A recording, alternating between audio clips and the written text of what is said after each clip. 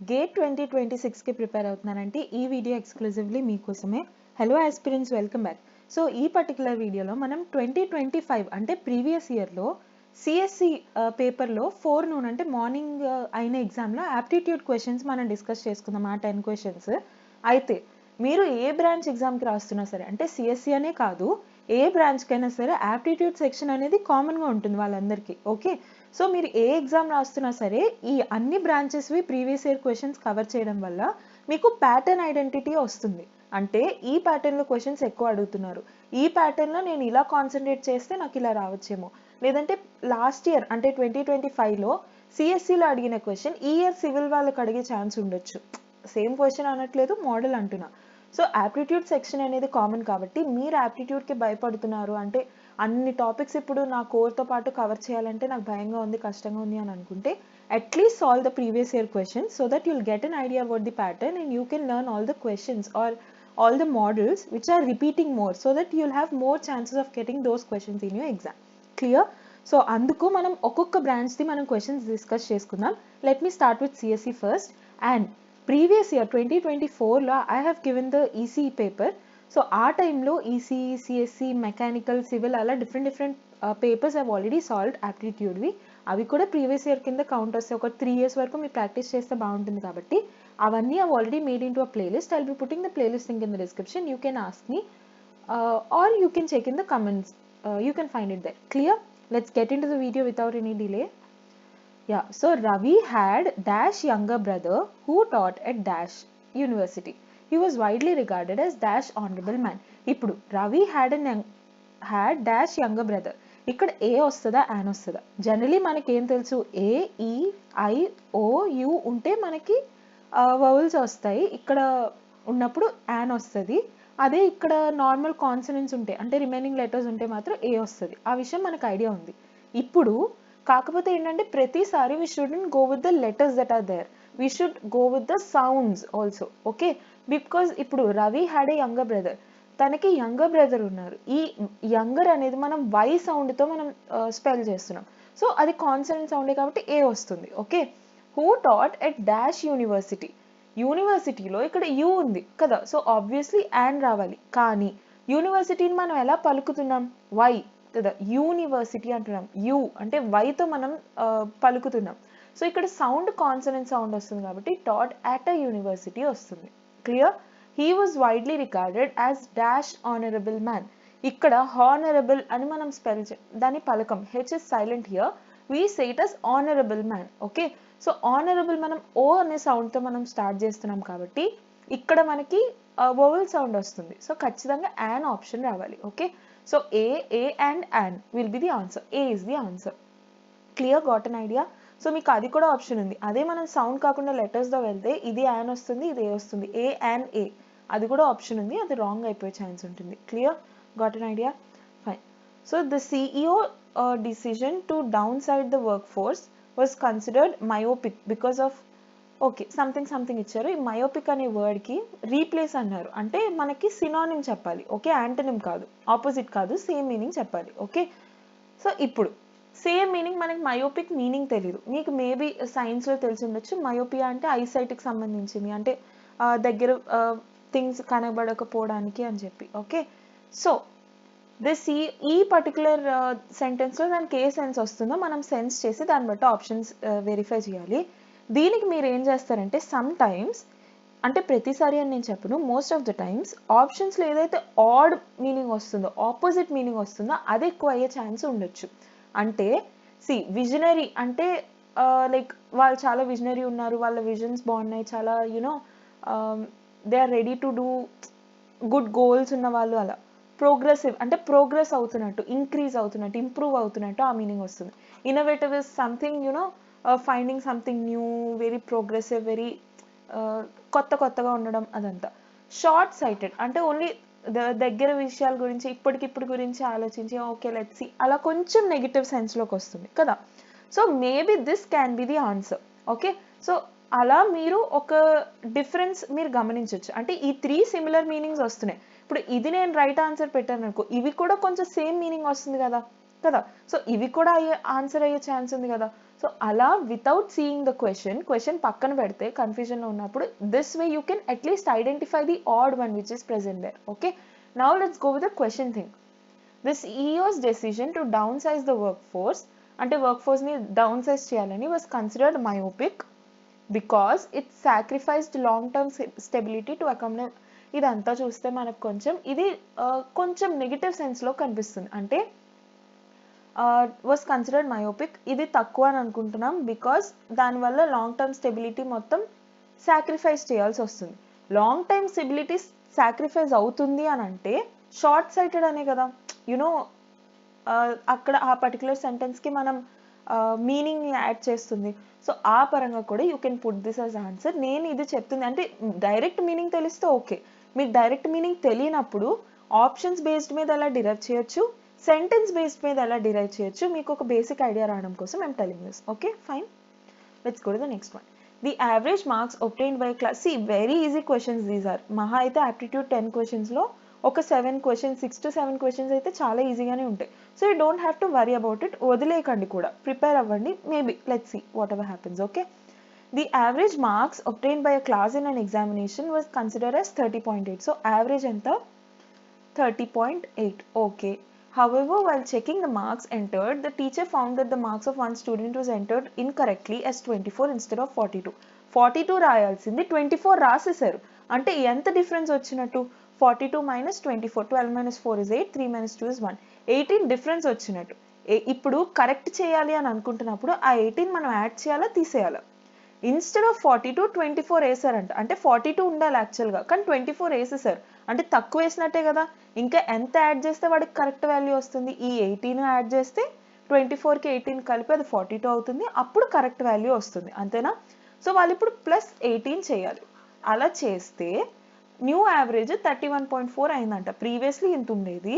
ఏమైతే తప్పు చేశారో 18 తక్కువ చేస్తారో ఆ 18 యాడ్ చేసేయడం వల్ల 31.4 అయిపోయింది.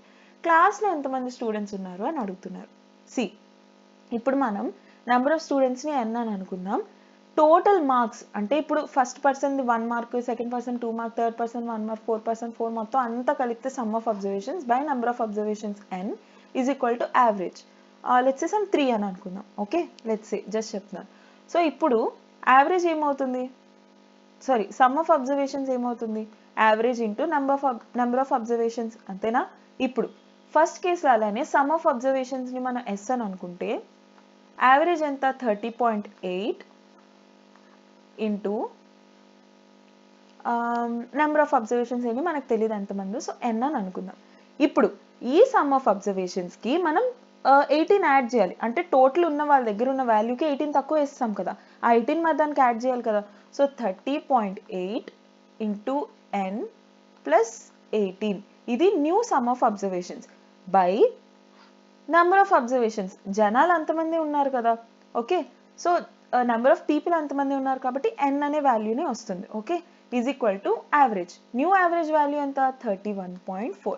Clear? So this is how we derive the equation from this. So ఈ ఈక్వేషన్ వచ్చేసింది కాబట్టి ఇక్కడ నుంచి directly you can solve the question and అక్కడ నుంచి you'll find the n value and n value is the number of students that are present in the class. Okay, so 30.8 into n, 30.8 into n plus 18 is equal to 31.4. So 31.4 and this n goes that side. Okay, so this comes this side. 31.4 minus 30.8 is 0.6. n is equal to 18. Let me erase this. So n value ఏమవుతుంది? 18 divided by 0.6. ఇక్కడ ఈ decimal పోవాలంటే you'll have to multiply with 10 here. So 6 ఇక్కడ, 6 3s are 18 and 0. So number of students present in the class is 30. Clear? So n value will be the 30. Fine, let's go to the next one. Okay, ఇది blood రిలేషన్స్కి సంబంధించిన question అనమాట. ఇప్పుడు మనం దీన్ని general వేలో కూడా solve చేయొచ్చు, అంటే ఇది అవ్వచ్చు అది అవ్వచ్చు అని. కానీ డయాగ్రామ్ డ్రా చేసుకుని మీరు రిలేషన్ని డిరైవ్ చేస్తేనే అది మోర్ అప్రోప్రియేట్ ఆన్సర్ అవుతుంది. Okay, so most appropriate answer కోసం మీరు డయాగ్రామ్ డ్రా చేసుకోవాలి. డయాగ్రామ్ ఎలా డ్రా చేయాలో మీకు తెలియదు అని అనుకుంటే, కన్ఫ్యూజ్ అవుతున్నారని అనుకుంటే, I already made a video, dedicated video on blood relations. అంటే ఎలా డయాగ్రామ్ డ్రా చేసుకోవాలి, రిలేషన్స్ ఎలా డిరైవ్ చేయాలి, ఏ రిలేషన్కి ఎవరు ఏమంటారో అదంతా. సో అది నేను డిస్క్రిప్షన్లో ప్రొవైడ్ చేస్తాను, or you can ask me in the comments, నేను ప్రొవైడ్ చేస్తాను. ఆ వీడియో చెక్ చేయండి, మీకు ఐడియా వస్తుంది. క్లియర్? ఫైన్. సో ప్రెసెంట్కి అయితే నేను చెప్తాను, మీకు టాపిక్ మొత్తం నేర్చుకోవాలనుకుంటే ఆ పర్టికులర్ థింగ్ చూడండి. చిన్న వీడియోనే, పెద్ద వీడియో ఏం కాదు. సర్కిల్తో వి రిప్రజెంట్ ఫీమేల్, స్క్వేర్తో వి రిప్రజెంట్ మేల్, డబుల్ లైన్స్తో వి రిప్రజెంట్ కపుల్, అంటే వైఫ్ అండ్ హస్బెండ్ ఉంటారు కదా, వాళ్ళని we represent with double line. Single line is remaining all the relations and all. So same జనరేషన్లో ఉన్న వాళ్ళందరినీ మనం సింగిల్ లైన్లో రాస్తాం. అప్పర్ జనరేషన్స్ అంటే లైక్ ఫాదర్, మదర్, అలా మళ్ళీ పైకి లైన్స్ వి డ్రా, అండ్ కింద జనరేషన్ వాళ్ళకి కిందకి. Okay, so that is how we construct the tree. Okay, P is the brother of Q. So P Q కి brother అవుతారంట. Until and unless we know the relation, we know the gender, we cannot derive the relation. So gender తెలిసే వరకు name బట్టి, అంటే ఇక్కడ అంటే పీకి ఉన్నాయి కానీ కొన్నిసార్లు నేమ్స్ ఇస్తారు, ఆ నేమ్ బట్టి యూ కెనాట్ డిరైవ్ అనమాట, ఇదే అయి ఉంటుంది అని చెప్పి. సో అందుకని ఎప్పుడైతే జెండర్ మెన్షన్ చేస్తారో అది మాత్రమే మీరు జెండర్ స్పెసిఫిక్గా మీరు తీసుకోవాలి. Clear? Fine. So P is the brother of Q. Brother అన్నారు కాబట్టి మేల్ అవుతారు డెఫినెట్లీ, సో బాక్స్లో రిప్రజెంట్ చేసాం. And single line because brother కాబట్టి. అదే వైఫ్ అండ్ హస్బెండ్ అయితే we would have represented with double line. Okay, S is the daughter of Q. క్యూకి S daughter అంట, కానీ క్యూ జెండర్ మనకు తెలీదు, ఫాదర్ అవ్వచ్చు, మదర్ అవ్వచ్చు, ఏమైనా అవ్వచ్చు. T is the sister of S. So T is the sister of S, sister కాబట్టి సర్కిల్. సి డాటర్ అన్నారు కాబట్టి ఒక జనరేషన్ కింద కాబట్టి we have represented in down line, and sister కాబట్టి సేమ్ జనరేషన్ కాబట్టి పక్కన మనం రిప్రజెంట్ చేసాం. Okay, now R is the mother of Q. So క్యూకి ఆర్ మదర్ అంట. మదర్ అంటే పై జనరేషన్ కాబట్టి again we are writing it in the upper section. Okay, so R is the mother. Mother అంటే ఫీమేల్ కాబట్టి డెఫినెట్లీ సర్కిల్. Okay, fine. ఇప్పుడు Q gender మనకు తెలుసా? తెలీదు. So we cannot come into a conclusion whether ఆర్కి తిను Q కొడుకు అవుతారా కూతురు అవుతారా అని మనం చెప్పలేం. ఎస్కి తిను మదర్ అవుతారా ఫాదర్ అవుతారా చెప్పలేం. బట్ టీకి తిను పేరెంట్ అవుతారు, అది మనం చెప్పగలం. ఎందుకు? క్యూ వాళ్ళ చైల్డ్ ఎస్, ఎస్ వాళ్ళ సిస్టర్ టీ. సో టీకి కూడా క్యూ పేరెంట్ అవుతారు, ఎస్కి పేరెంట్ అయినట్టే. అలా వీ కెన్ డిరైవ్ అనమాట. Okay, following statements based on the relation. Okay, R is the grandmother of S. R S కి grandmother, definitely yes.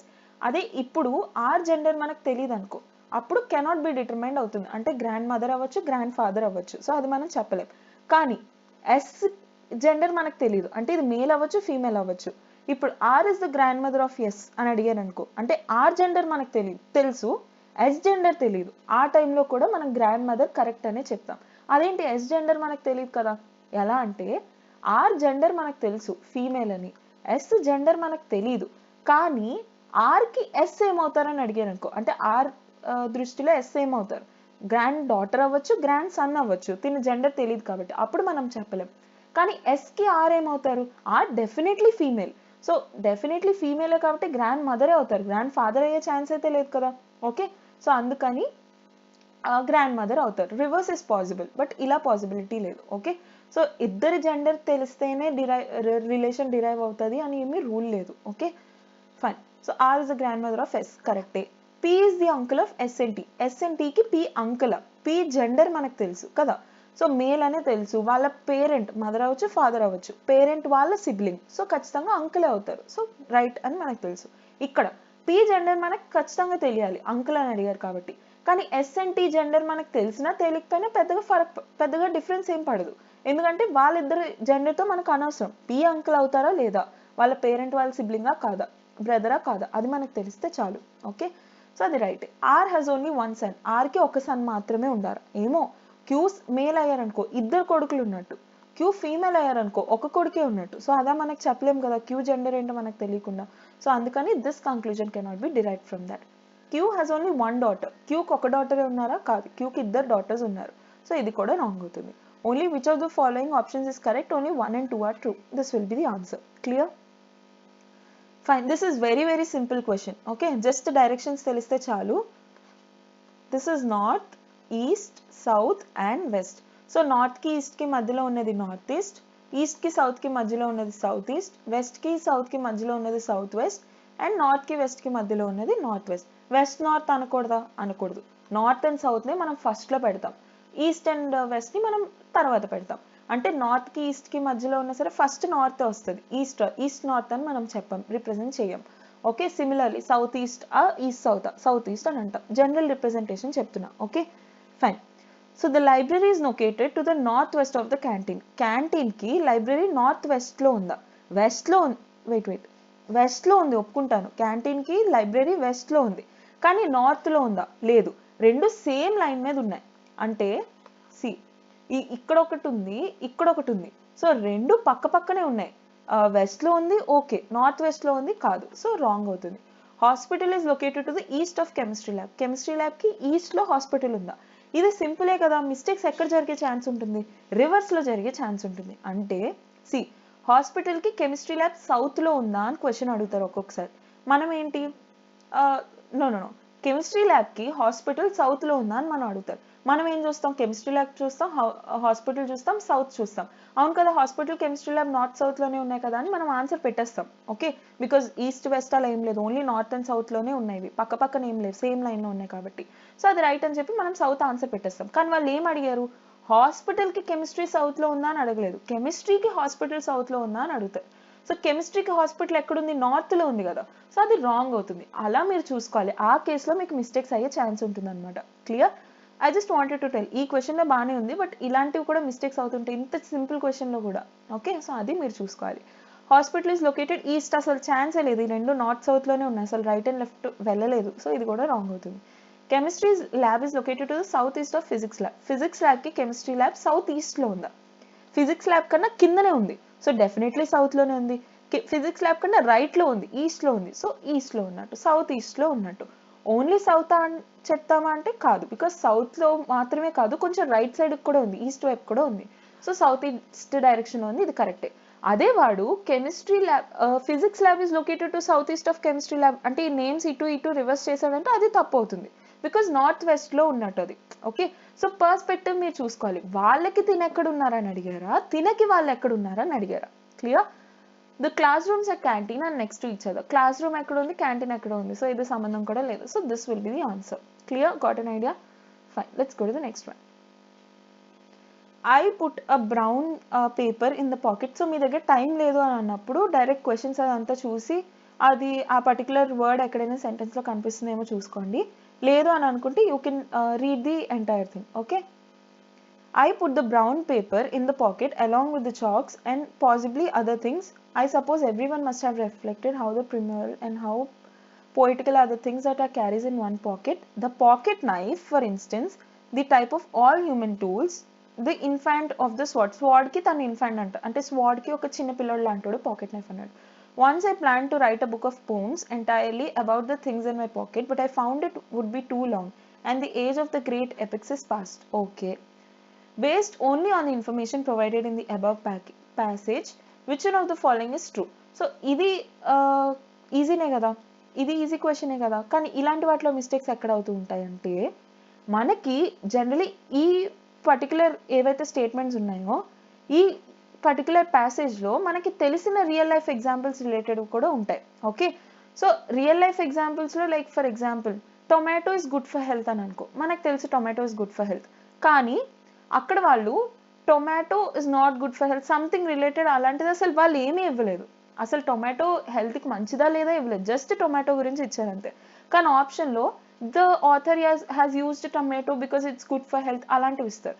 అప్పుడు మనం ఏమనుకుంటాం, టొమాటో మంచిది అది మనకు తెలుసు, దాని మీద కాన్సన్ట్రేట్ చేయకుండా ఆథర్ టొమాటోని యూజ్ చేశారు అదంతా మనకి సెంటెన్స్లో కనిపించి రైటే కదా, టొమాటో గురించి యూసేజ్ కనిపించింది కదా అని మనం ఆన్సర్ పెట్టేస్తాం.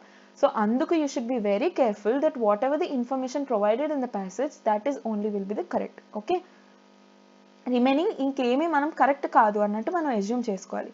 Fine, the author of the passage carries a mirror in the pocket to reflect upon థింగ్స్ని రిఫ్లెక్ట్ చేయడానికి మిర్రర్ క్యారీ చేస్తున్నారు. No, it doesn't make any sense. Author of the passage has decided to write a poem on epics. Did he? Let's check. Poem on, where can I find the word? Yeah.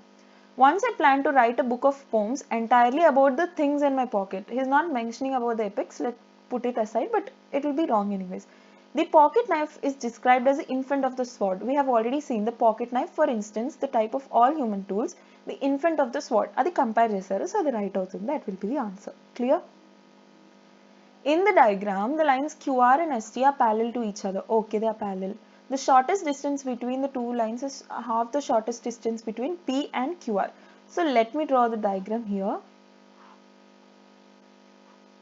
Ikkadundi P, ST, Q, okay.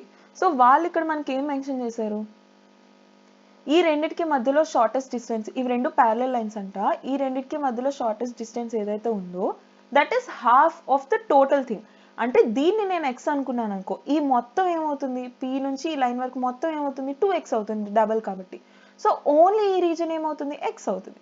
So this is half and this is other half and these two are parallel lines. So definitely this line is half of this line. Okay, so ఇలాంటి చిన్న చిన్న things you will have to know అనమాట. Okay, so this will be, let me change the color of the pen for better clarification and all. So దీన్ని నేను for example a అని అనుకున్నాను అనుకో, అప్పుడు this line will be 2a. clear, got an idea? ఇప్పుడు మనకి basic things వచ్చేసాయి. ఇప్పుడు డైరెక్ట్ గా మన ఫార్ములాస్ తెలిస్తే we can easily find it out.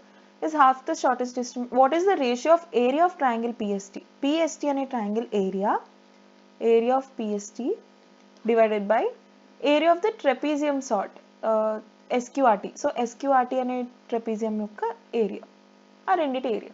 Okay, so మనకి area of the triangle formula ఏం తెలుసు, half base into height divided by area of the trapezium ఏంటి, half sum of two parallel lines ST plus parallel line 1 plus parallel line 2 into height ఏదైతే ఉందో అది. అంతే, మీరు substitute చేసుకుంటూ వెళ్తే సరిపోతుంది. మీరు జస్ట్ ఈ పర్టికులర్ థింగ్ డిరైవ్ చేయడం వస్తే చాలు, అంటే వాళ్ళు ఇచ్చిన దాని నుంచి మీరు వాల్యూస్ డిరైవ్ చేయడం వస్తే చాలు, రిమైనింగ్ అన్నీ అయిపోతాయి. ఇప్పుడు ఇక్కడేమో మనకు ఫార్ములా బేస్డ్ వస్తున్నాయి, ఎక్కడ కూడా నంబర్ లేదు, కానీ ఇక్కడేమో ఓన్లీ నంబర్స్లో ఆన్సర్ ఉంది, ఏమైనా డిరైవ్ చేయడం తప్పు అవుతుందా, అలా మీరు అనుకోకూడదు. ఎందుకు, బేస్ అండ్ హైటే ఉంది, ఇక్కడ బేస్ అండ్ హైట్ రిలేటెడే ఉంది. సో అవన్నీ క్యాన్సిల్ అయిపోయే ఛాన్స్ ఉంటుంది ఎక్కువగా.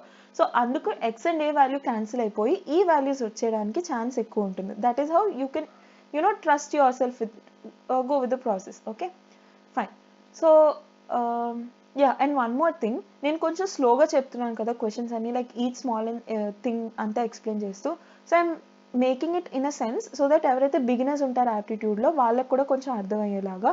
So if you already good idea on aptitude, just మీరు క్వశ్చన్స్ చూసుకొని ఆ క్వశ్చన్స్ సాల్వ్ చేసుకుంటూ నెక్స్ట్కి వెళ్ళిపోండి. లేదా if you don't know that particular thing you can learn from here. And next video నుంచి నేను ఇదే ఫ్లోలో చేయనా, లేదా if I have to speed it up a little bit, please to let me know so that I'll try to work on it. Okay, fine. So half base into height triangle, half into base value అంతా A into height value అంతా X divided by half into parallel line 1 ఇదంతా ఏ plus ఇదంతా 2a. So a plus 2a ఎంత, 3a into height, H value అంతా X, అంతే. X gets cancel, a gets cancel, wait, 1/2 gets cancelled. ఇంకేమున్నాయి, only 1/3 remaining. So that will be the ratio 1/3. So ratio అడిగితే మీరు 1:3 అని మీరు రాయొచ్చు. Clear, got an idea? Fine. So a fair 6 ties with the faces labeled as 1 2 3 4 5 6 is rolled thrice. What is the probability of getting 6 exactly once? So 3 times drop చేశారంట, ఆ 3 times లో ఒక్కసారి మాత్రమే 6 రావాలంట. సో మనకి ఏ ఛాన్స్ ఉంది, first మనం ఆల్ ద పాసిబుల్ ఛాన్సెస్ని రాసుకుందాం. డైస్ 1, డైస్ 2, డైస్ 3, అదే ఛాన్స్ 1, ఛాన్స్ 2, ఛాన్స్ 3 అన్నట్టు మనం తీసుకుందాం. So first all the possible cases ఏంటి, ఫస్ట్ ఇక్కడ 6 రావచ్చు, ఈ రెండిట్లో రిమైనింగ్ ఏదోటి రావచ్చు, రిమైనింగ్. సెకండ్ కేసులో ఇక్కడ వేరే ఏమైనా నెంబర్ రావచ్చు, అండ్ ఇక్కడ 6 రావచ్చు, ఇక్కడ రిమైనింగ్ రావచ్చు. నేను అంటుంది ఇవి పాసిబిలిటీస్, ఇవి డైసెస్. వాళ్ళు 3 times రోల్ చేశారని చెప్పారు కదా, 3 times రోల్ చేసిన దాంట్లో ఐదర్ ఫస్ట్ టైమే 6 వచ్చి రిమైనింగ్లో ఏమైనా రావచ్చు, ఆ ఏమైనా అవ్వచ్చు 1 to 6లో, 1 to 5లో. ఓకే, 6 రాకూడదు. లేదా సెకండ్ టైం చేసినప్పుడు 6 రావచ్చు, రిమైనింగ్ 2 ఇంకేమైనా రావచ్చు. లేదా థర్డ్ టైం చేసినప్పుడు 6 రావచ్చు, రిమైనింగ్ 2లో ఇంకేమైనా రావచ్చు 1 to 5లో. సో ఈ 3 sets ఆఫ్ డిఫరెంట్ పాసిబిలిటీస్ని మనం చేసుకోవాలి. సో ఫస్ట్ సెట్లోకి మనం వద్దాం. అప్పుడు ఫస్ట్ 6 వచ్చేసింది అనుకుందాం. ఓకే, సో ఛాన్స్ ఏంటి, ఫస్టే 6 వచ్చేసింది. సో టోటల్ మనకున్న possibilities 1 divided by total possibilities which is 6. Okay, ఈ డైస్ విషయానికి వస్తే ఓన్లీ 5 ఛాన్సెస్ ఉన్నాయి, 1 to 5 లోపే రావాలి, 6 మళ్ళీ రాకూడదు. సో 5 ఛాన్సెస్ ఉన్నాయి డివైడెడ్ బై టోటల్ ఎన్ని, 6. ఓకే, నెక్స్ట్ సేమ్ అంతే, థర్డ్ దానికి కూడా 5/6 రిపీట్ అవ్వచ్చు, ఎందుకంటే రిపీట్ అవ్వకూడదని వాళ్ళు ఏం చెప్పలేదు. 6 ఒకసారే రావాలని చెప్పాడు, రిమైనింగ్ 2లో ఏమైనా రావచ్చు, దాని గురించి ఏం మెన్షన్ చేయలేదు. సో రిమైనింగ్ 5 ఏమైనా రావచ్చు. ఇప్పుడు మల్టిప్లికేషన్ రాయాలా, ఎడిషన్ రాయాలా, అది పెద్ద కన్ఫ్యూజన్. ఏంటంటే ఇప్పుడు ఇక్కడ 6 వచ్చినప్పుడు ఇక్కడ 1 రావచ్చు, 2 రావచ్చు, 3 రావచ్చు, 4 రావచ్చు, 5 రావచ్చు, 6 రావచ్చు, అవి ఏవైనా రావచ్చు. సిమిలర్లీ ఇక్కడ 6 ఇక్కడ 1 వచ్చినప్పుడు ఇక్కడ 1 2 3 4 5 6 ఏమైనా రావచ్చు. మళ్ళీ ఇక్కడ 2 వచ్చింది, 6 2 1 2 3 4 5 6 ఏమైనా రావచ్చు. సో ఈచ్ పర్టికులర్ పాసిబిలిటీ మనం మ్యాచ్ చేసుకుంటూ వెళ్తున్నాం. So all the different possibilities మనం మ్యాచ్ చేసుకుంటూ వెళ్ళాలి. ఇక్కడ ఒకటి ఫిక్స్ చేసినప్పుడు ఇక్కడ 5 ఛాన్సెస్, అంటే ఇక్కడ 6 ఫిక్స్ అయిపోయిందా, ఇక్కడ 1 2 3 4 5 ఛాన్సెస్ రావచ్చు. ఆ ఈచ్ ఛాన్స్ లో కూడా, అంటే ఇక్కడ ఫస్ట్ ఛాన్స్ ఉన్నప్పుడు కూడా ఇక్కడ 5 డిఫరెంట్ ఛాన్సెస్, మళ్ళీ సెకండ్ ఛాన్స్ వచ్చినప్పుడు ఇంకో 5 డిఫరెంట్, థర్డ్ ఛాన్స్ వచ్చినప్పుడు ఇంకో 5 డిఫరెంట్. సో అలా 5 5 5 5 5 అలా వస్తూ వెళ్తున్నాయి. So that is what multiplication is. Multiplication అంటే more addition, steps of addition, అంతే కదా. సో అందుకు we'll have to multiply because all the different possibilities మనం చెప్తున్నాం కాబట్టి. సిమిలర్లీ సెకండ్ కేసులో అంటే మిడిల్ దాంట్లో 6 రావడం, రిమైనింగ్ 2 సేమ్ అంతే.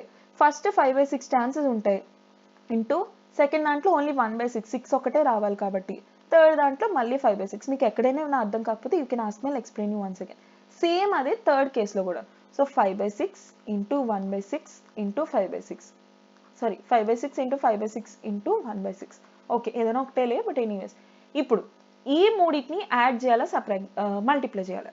ఇప్పుడు వీటిలో అనుకో ఒక సింగిల్ సెట్లో మాట్లాడినప్పుడు ఇక్కడ ఒకటి ఫిక్స్ చేసినప్పుడు ఇక్కడ డిఫరెంట్ పాసిబిలిటీస్ వస్తున్నాయి. సో మనం మల్టిప్లై చేసాం, కానీ అయితే ఈ పాసిబిలిటీ అవుతుంది, లేదా సెకండ్ టైం 6 వస్తుంది, లేదా థర్డ్ టైం 6 వస్తుంది. అంతేకాని ఫస్ట్ 6 వచ్చి ఇక్కడ వేరే వచ్చి మళ్ళీ ఇక్కడ 6 వచ్చి అలా ఏమి ఛాన్స్ ఉండదు కదా. అయితే ఇది అవుతుంది, లేదా ఇది అవుతుంది, లేదా ఇది అవుతుంది. So these all possible cases plus these all possible cases plus these all possible cases turns out to be total possible cases of the question. అందుకు మనం ఎడిషన్ చేస్తాం వీటిని. క్లియర్? సో అలానే 5 into 5 ఎంత 25/6³ ఎంత 216. ఓకే, ఇక్కడ వరకు ఓకే. నౌ అలాంటివి ఎన్ని ఉన్నాయి, ఇలాంటి సెట్స్ ఎన్ని ఉన్నాయి, 3 సెట్స్ ఉన్నాయి. సో 3 into 25/216 మీరు అలా అయినా అనుకోవచ్చు, లేదా ఇవన్నీ direct 5 into 5 into 5 into 5 into 5 ఇవన్నీ యాడ్ చేయొచ్చు. ఓకే, 25/216 ప్లస్ 25/216 ప్లస్ 25/216 ఏమవుతుంది, 3 into 25/216 అవుతుంది, ఏదైనా ఒకటి. సో 25 3s are ఎంత 75/216. So this will be the answer. మీరు కావాలంటే క్యాన్సిల్ కూడా చేసుకోవచ్చు, బట్ ఆప్షన్ ఇచ్చిన దాన్ని బట్టి you'll have to go with that. Clear? Got an idea? Fine. Okay, this is simple question. మీరు జస్ట్ ఏం చేస్తారంటే మీకు పేపర్ ఇస్తారు కదా, అక్కడ ఆ పేపర్తో you can just fold it out and find it out. అది పెద్దగా ప్రాబ్లం ఏమి ఉండదు, but yeah let's just see. So ఇక్కడ వీడు ఫోల్డ్ చేసిందే కాకుండా పేపర్ని టర్న్ చేశాడు కూడా. సో దీన్ని మీరు, let me change the pen. So దీన్ని మీరు ఎలా ఆలోచిస్తారంటే, సి ఈ బేస్ ఏదైతే ఉందో అది ఈ బేస్ కదా. సో ఇక్కడ ఒక ట్రయాంగిల్ ఉంది, అలా మీరు ఇమాజిన్ చేసుకోండి. అది కూడా బయట వైపుకి ఫేస్ అయింది. వెయిట్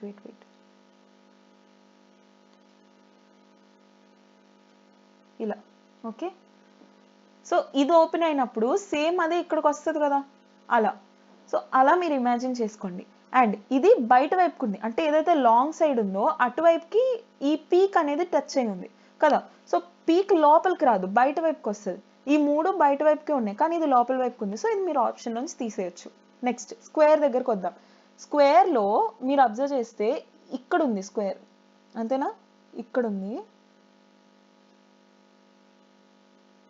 ఓకే, మీరు ఇది ఓపెన్ చేయగానే మీకు ఏదైతే కార్నర్ ఉందో అక్కడికి కార్నర్ టచ్ అవుతుంది, అంటే ఈ పేపర్ కార్నర్ ఏదైతే ఉందో ఆ కార్నర్ దగ్గరికి కార్నర్ వస్తుంది, బేస్ రావట్లేదు. So corner to corner, square to the square corner, ఇక్కడ స్క్వేర్ టు స్క్వేర్ కార్నర్ లేదు, square to square blank line ఉంది. సో ఇది అవ్వదు. ఇక్కడ అసలు స్క్వేర్ లైనే లేదు, మధ్యలో ఉంది. మధ్యలో అసలు ఎందుకు వస్తుంది, ఇదొక సైడ్ ఉన్నప్పుడు స్క్వేర్ ఒకవైపు, ఈ వింత సింబల్ ఏదైతే ఉందో అది ఇంకో వైపు వస్తుంది, కానీ ఆ స్క్వేర్ మధ్యలోకి వచ్చి ఇది వేరే సైడ్, అసలు ఇది ఛాన్సే లేదు. సో అది మీరు రిమూవ్ చేసేయచ్చు. మీకున్న ఒక ఆప్షన్ ఇదే. Simple question. మీరు కన్ఫ్యూజ్ అవుతున్నారు అనుకుంటే మీ దగ్గర ఉన్న పేపర్తో మీరు ట్రై చేసి చూడండి. Okay fine. A shop has, ఇది పర్మిటేషన్స్ అండ్ కాంబినేషన్స్కి సంబంధించింది. A shop has 4 distinct flavors of ice cream. So number of possibilities ఏంటి, 4 different ఫ్లేవర్స్ ఉన్నాయి. One can purchase the number of scoops of any flavour. ఎన్ని scoops అయినా కొనుక్కోవచ్చు of any flavour. The order in which the scoops are purchased is inconsequential. Okay, so కాన్సిక్వెంట్గా ఉండాలి అని ఏమీ rule లేదు. కాన్సిక్వెంట్గా అంటే కంటిన్యూస్గా, అంటే ఒకదాని తర్వాత ఒకటి అలాంటి రూల్ అంటే ఏమీ లేదు. మీకు నచ్చిన విధంగా 4 డిఫరెంట్ ఫ్లేవర్స్ ఉన్నాయి. మీకు ఏ ఫ్లేవర్ కావాలో, ఏ పర్టికులర్ స్కూప్ కావాలో, ఏ పర్టికులర్ కావాలనుకుంటున్నారో మీరు తీసుకోండి. ఎన్ని స్కూప్స్ కావాలో మీరు తీసుకోండి. కాన్సిక్వెంట్గానే ఉండాలని రూల్ లేదు. అంటే ఫ్లేవర్ 1, ఫ్లేవర్ 2, ఫ్లేవర్ 3, ఫ్లేవర్ 4 అలాంటి రూల్ అంటూ ఏమీ లేదు. Okay, if one wants to purchase 3 scoops of ice cream, so మనకు కావాల్సిన పాసిబిలిటీస్ ఏంటి, ఆర్ వాల్యూ ఏంటి, 3 scoops ఆఫ్ ఐస్ క్రీమ్. మీకు పర్మిటేషన్స్ అండ్ కాంబినేషన్స్ మీద బేసిక్ ఐడియా లేదు అని అనుకుంటే, అసలు ఐడియా లేదు అని అనుకుంటే, ఎగ్జామ్లో ఐ విల్ సజెస్ట్ ఇలాంటి క్వశ్చన్ స్కిప్ చేసేయండి. ఖచ్చితంగా మీకు టైమ్ వేస్ట్ అవుతుంది, మీరు ఎఫర్ట్ కూడా వేస్ట్ అవుతుంది. Okay, permutations and combinations I can tell you little bit టఫర్ compared to others. Tough అని నేను అసలు చెప్పను, ఈజీనే. బట్ అర్థం చేసుకోవడానికి పర్మిటేషన్ వేయాలా, కాంబినేషన్ వేయాలా, ఆల్ పాసిబుల్ ఛాన్సెస్ ఏంటి, ప్రాబిలిటీ ఒకటి, పర్మిటేషన్స్ ఒకటి, చిన్న కన్ఫ్యూజ్ అవుతాం. సో మీరు జస్ట్ బిగినర్స్ అయ్యుండి ఇలాంటి క్వశ్చన్స్ మీకు కనిపిస్తున్నాయంటే ట్రై టు స్కిప్ ఇట్. లేదు ఈజీ క్వశ్చన్స్ వచ్చాయంటే సాల్వ్ చేయండి. బికాస్ సమ్టైమ్స్ ఈజీ వచ్చినప్పుడు మీరు వదిలేయచ్చు, రిమైనింగ్ వాళ్ళు చేయొచ్చు. సో నేర్చుకోండి. బట్ ఇలాంటి క్వశ్చన్స్ వచ్చినప్పుడు you can ignore if you are not good at it. Okay, so అలా ఆర్ వాల్యూ 3 వచ్చింది. హౌ మెనీ వేస్, మీకు నచ్చిన విధంగా చేసుకోండి. ఏ స్కూప్ కావాలి, ఏ ఫ్లేవర్ కావాలంటే చేసుకోండి. ఆర్డర్లో ఉండాలంటూ రూల్ ఏమీ లేదు. ఓకే, ఇంకేముంది, n plus R minus 1 CR అంతే. మీరు డైరెక్ట్ ఫామ్లో వేసేయచ్చు. n వాల్యూ ఎంత 4 ప్లస్ ఆర్ వాల్యూ ఎంత 3 మైనస్ 1 సి. మనకు కావాల్సిన పాసిబిలిటీస్ ఏంటి, ఇది టోటల్ అండ్ దిస్ ఇస్ కావాల్సిన possibility R value 3. So 6C3 దాన్ని మనం ఎలా రాస్తాం, 6 into 5 into 4 by 3 into 2 into 1.